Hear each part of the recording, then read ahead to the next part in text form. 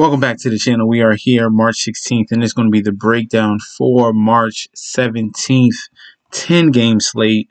Huge slate going on Wednesday because we're going to be expecting a small slate for Thursday that happens each and every week. So jam-packed Wednesdays, hump day, as you say it, 7K and below. That's where we're going to start at. And I got a ton of plays here to give you guys. Some guys that are dropping in price where we want to take advantage of.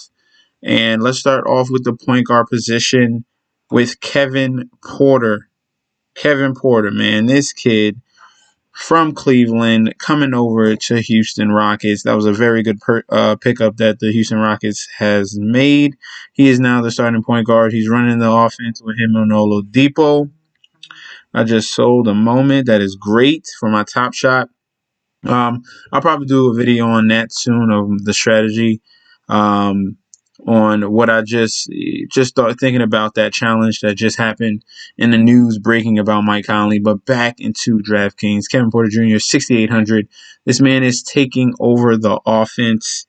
The minutes are there. He was 7K, yesterday. Now he's 6,800. Just dropped him a little bit, but production is what I want. And if you're looking at the current game right now, the Houston Rockets, if you just check the box score, Oladipo is going completely off with 34 points. But Kevin Porter, very solid. Took 20 shots already. The game is pretty much over now. But 22 points, 2 blocks, 2 steals, 8 assists, 4 rebounds. Very, very beautiful performance. That's what you're going to, expect out of Kevin Porter Jr. He's going to get all the minutes, all the work. He's a very dynamic scorer. He obviously can pass the ball. I like him at that price. Next player we're going to look at. Hold on, let's mute that.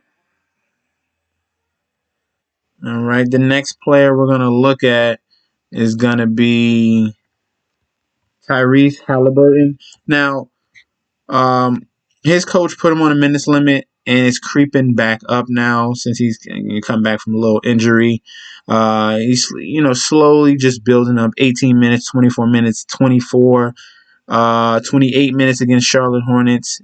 Now we should be getting back to that 30-minute point where he was doing last month, and this is beautiful. We're getting there. It's too cheap. 5,500 Tyrese Halliburton. You see the upside where he was last month, having a 52 DK day, 36 DK day, a 48 DK day, 37 against Memphis. Too cheap. 5,500. Let's get him while he is down in value. And obviously, with the more minutes, is going to be more production. And he's a very efficient scorer. So 5,500, definitely Tyrese Halliburton, my second favorite rookie of this year. Next, we're going to look at DeLon Wright coming back to the Detroit Pistons, hopping into that starting lineup, getting his minutes, what he deserves. No more Dennis Smith Jr. He's coming off the bench. Now, 31 minutes against Brooklyn, 32 against San Antonio. That's what you want to see. But the consistency, what I like, is that he's getting you back-to-back 30 DK days. At 5,800, there's still meat on the bone. He can still pop off for a 40 if you really think about it. And against a depleted Toronto team, I like DeLon Wright, him running the offense, him taking over. The steals are there, assists are there. You just need some more in the scoring department. Obviously, he's just coming back, so his shooting touch will be back as well. DeLon Wright at 5,800. I love that price. Next player, just letting you guys know, Tyler Herro is 5,300. Like, seriously. Tyler Herro is 5,300. He's going off today. He's doing very well today. He did very well against Orlando. Why is he in the 5K range? I say it every video. If he's in the 5K range, you play him. There's no reason not to play Tyler Herro. It doesn't matter. Play him. Next, we are moving on. We're going to take advantage of Caris LeVert at 6,800.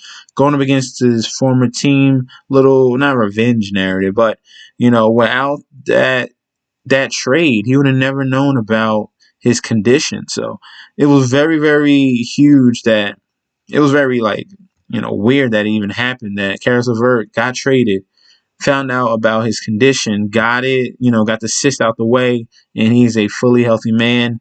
This is very good news for him. I'm glad he's back. 6,800 is too cheap for the type of talent he is.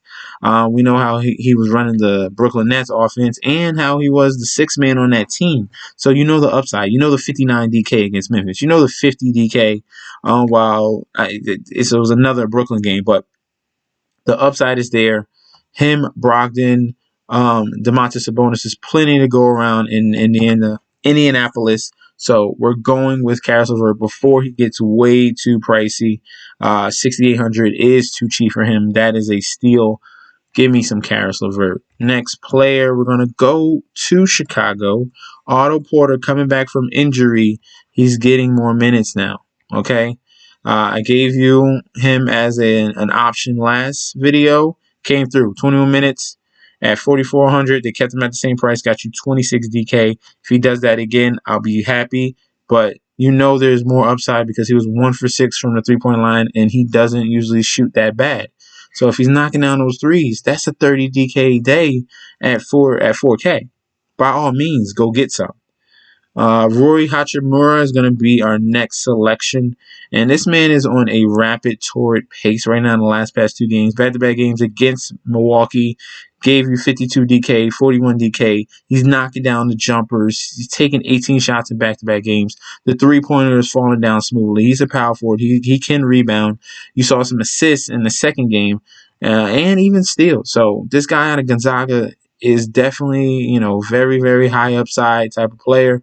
If he's hitting his stride right now, I want to be on that bandwagon before it leaves.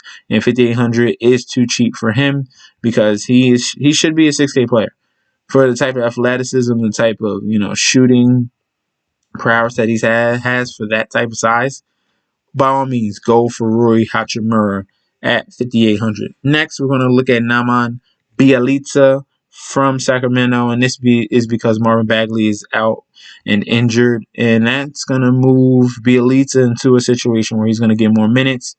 He is a stretch big. He can knock down a three. He's very active. Can get some nice rebounds, but when he gets the minutes, he does produce. 27 minutes, 25 DK, 24 minutes, 22 DK. That's what we're looking for, and especially at the 3K range, why not? Why not take a shot at Bielitsa? I like him at 3,700 on DraftKings. Next, we're going to go to another rookie, James Wiseman, and in this matchup going against the Houston Rockets, who is a fully depleted team. They don't have a big that can bang with this rookie, and what should be a blowout. James Wiseman should take advantage of Justin Patton down low. James Wiseman can step out, knock down an occasional jumper. He should stay out of foul trouble as well. I think I will see a breakout game from James Wiseman at 4,600. He's too cheap because he's been at that 5K range for about 2 weeks now. And then last but not least, Sacramento, we're going to go with Shaun Holmes. This is also because Marvin Bagley. So once he's out, these two guys are going to step up and take some huge minutes on. Bielitsa is number one candidate, and Rashawn Holmes at center is going to be another candidate. He should be seeing the floor a little bit more. You saw a double-double, 17 points, 15 rebounds, 6 assists, 4 blocks, and 2 steals. A humongous day at 6,400. Now they bumped him up $300 more. I like it, and this is a very, very bad matchup for a team that struggles rebounding in the Washington Wizards. This is going to be a very high up-tempo game with a ton of points on the board and a lot of opportunities. So give me Rashawn Holmes at 6,700. Let's compare with FanDuel with some of the guys that we went through. Rashawn Holmes, who I just spoke about, he's more expensive on FanDuel. If you want to get there, I think you should. Obviously, there are better options at the center position, but at 6,900, I think you can get some, similar upside towards like a Josh Allen or Jonas Valanciunas, who's in a bad matchup. Obviously, Jokic is a absolute lock, but if you're looking for cheaper and you want to spend up in other places, Rashawn Holmes is going to be your guy. We're looking at Wiseman. Wiseman is super cheap on FanDuel right here at 3,800. He's a little bit more downgrade. You're going to really need him to, explode, but he is an option. Naanbialitza is 4,500. He's more expensive on FanDuel, much cheaper on DraftKings. I prefer him on DK. Ryo Hatchimura is going to be, way cheaper on FanDuel. You see a ton of value with him over here. He does provide blocks and steals, so I like him on FanDuel more. They give more bonus towards those type of stats.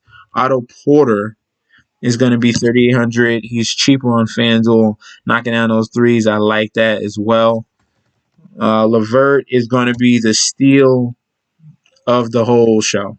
Okay, to get him at 4,400 on FanDuel is absolutely insane. You're paying 2,400 more on DraftKings. This doesn't make any sense.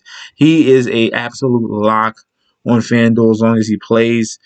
Go all in on LeVert on FanDuel. All right, Tyler Herro is going to be the same price, so we already went over him.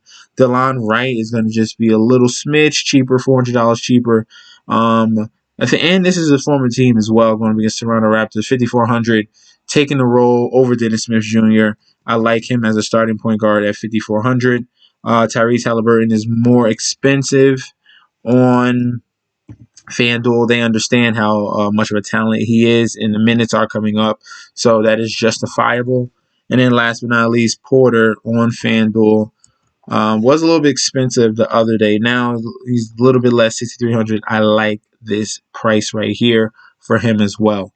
Let me know how you feel about the today's core. Comment down below. Please be mindful for all news that will be coming out tomorrow. Go to rotoworld.com/NBA. You will be updated there on that site. Don't forget to like, comment, subscribe to the channel. Follow me on Instagram and Twitter at MessengerSD, and I'll be back tomorrow with another video. Peace out.